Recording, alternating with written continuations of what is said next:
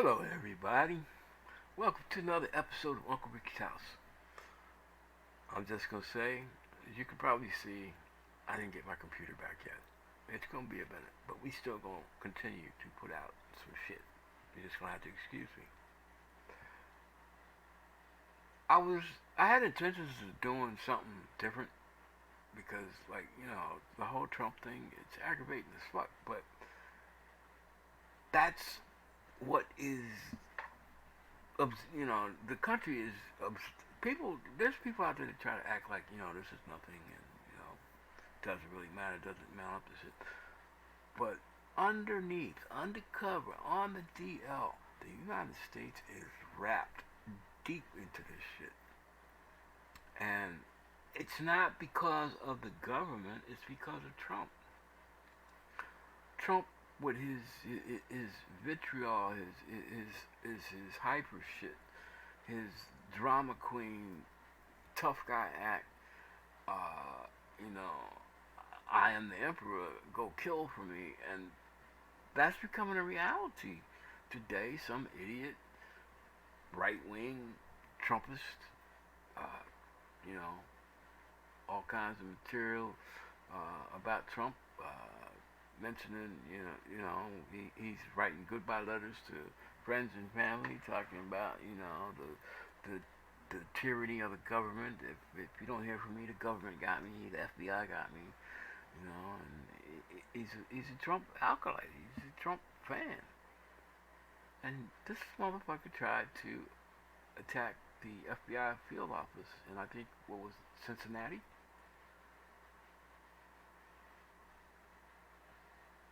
These this this guy, the former president, the 45th dude, Trump. You don't think he doesn't know what he's doing when he says this shit? You don't think that his minions don't understand what they're doing to this country when they open their mouth and say all their lies and do shit to purposely uh, pull the pin on the idiot grenades and fling them into the American public? This is how this is how terrorists start. This is radicalization. You talk about the imams, the radicalized imams, in over in Syria and Afghanistan and all of that. These Republican politicians are doing the same thing. They are trying to funnel everything towards Trump, to make people bow down to Trump, to make people deify Trump, to make people want to give their fucking lives for Trump. Makes no sense. Makes no sense at all. But there is a bright spot, and it's coming from a place that I really didn't expect it to come from. A lot of people didn't expect it to come from where it's coming from, and that's from the Department of Justice, Merrick Garland. Because originally, a lot of people in this country, including me, thought that Garland didn't have the stones, didn't have the nuts, didn't have the balls to do this, and that he felt that it was just safer to stick his head in the sand, basically, symbolically, the head of the DOJ's head in the sand, and pretend that none of this shit happened and it would all go away. It would work itself out. Lock few hundred people up, that came there on Trump's command and broke into the Capitol and, you know, shit on a statue or stole a fucking lectern or, scratched their ass at Pelosi's desk. We thought that he thought that that was going to satisfy us. And, of course, it didn't. But we were not, I guess we were not giving him a fair break or analyzing the full situation, because you have to be, first of all, you have to have integrity. You have to be the ultimate professional, and you have to have a spine, a backbone, to deal with where Garland sits right now. Garland is the top cop in the country. Garland is the top prosecutor in the country. Now, the thing that is crazy is that Garland has to carry the ball. Garland has to be, in order to successfully prosecute Trump, somebody has to absorb the majority of the backlash from Trump. Somebody has to stand out in front and say, look, I'm here, come get me, because I'm coming for you. And that's what Garland did today.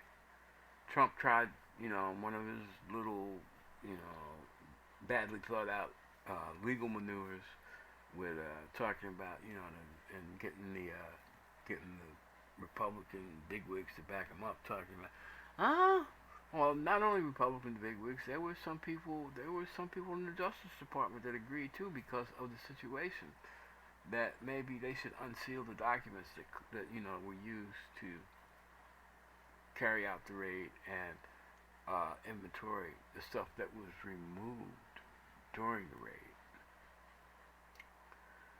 Trump tried to bluff. Garland called this bluff and raised the ante. Trump didn't like that shit. He's so mad that he really hasn't said a whole lot since Merrick Garland made his press appearance. Trump didn't believe that Garland would do that. Trump didn't believe that Garland would step out of his comfort zone, the tradition, the protocol, the stodginess of the DOJ. And you can't really blame Garland for being an institutionalist. The DOJ, the Department of Justice, has an overall 90% conviction rate. In other words, if 100 people go to trial being prosecuted by the Department of Justice, at least 90 of them are going to be found guilty. I think that's pretty good. And trust me, I am not a fan of the legal system at any level, because my experience with the legal system, I've always been on that side that said defend it. Now, Trump has always bullied his way through everything. When he first became president and got sworn in, he was described as a bull in the china shop. And a lot of people said, "Oh, he'll calm down. He'll calm down. The White House will take him down a notch, and he'll become normal." I don't see where he got any closer to being normal. And in fact, he's more deranged now than he was the day he, raised his right hand and swore out that his inauguration crowd was bigger than Obama's. That should have told us something right there.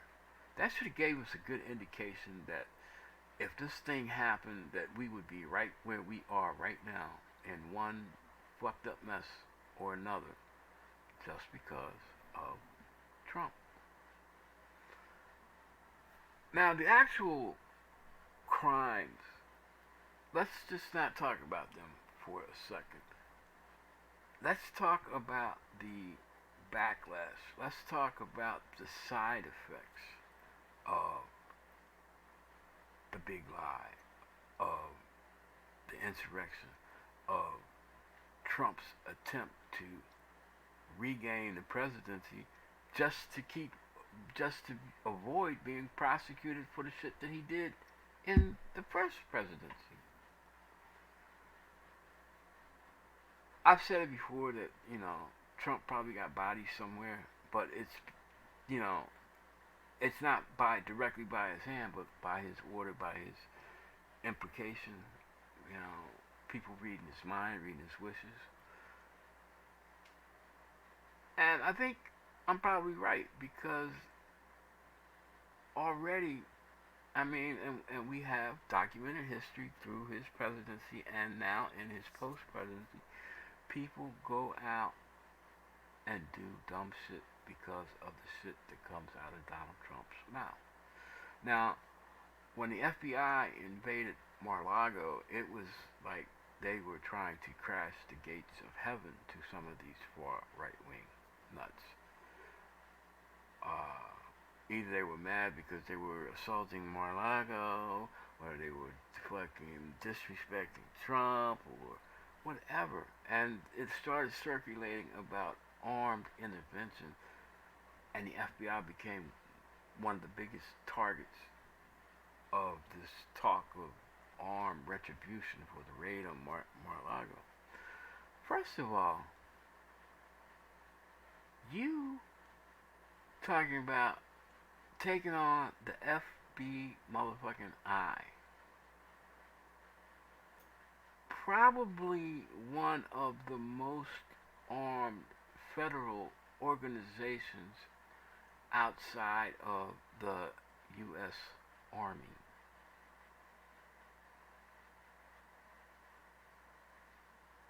And they are trained to use them fucking weapons under all kinds of conditions, all kinds of situations. From the average agent to the FBI special operator. They got their own SWAT team. They got their own hostage rescue team. They got their own quick response team. And all these motherfuckers are armed to the teeth, and they can call for backup. Today, some idiot attacked an FBI field office in Cincinnati, Ohio. Of course, it ended badly for him. He did not carry the day, to say the least. No FBI agents were hurt. No local police were hurt. Just the idiot trying to listen to Trump. The longer this goes on, the more idiots are going to come out of the woodwork because they listen to Trump. It's a shame. It's a damn shame because there's going to be waste of human life on both sides. There's going to be damage to families. There's going to be weeping, mourning, gnashing of teeth. For what? Trump? In the words of AG Garland, if you read between the lines, Donald John Trump, suck my dick. Well, good night, goodbye from Uncle Ricky's house on YouTube. Peace out. Hope to see you again. And damn, I miss my computer.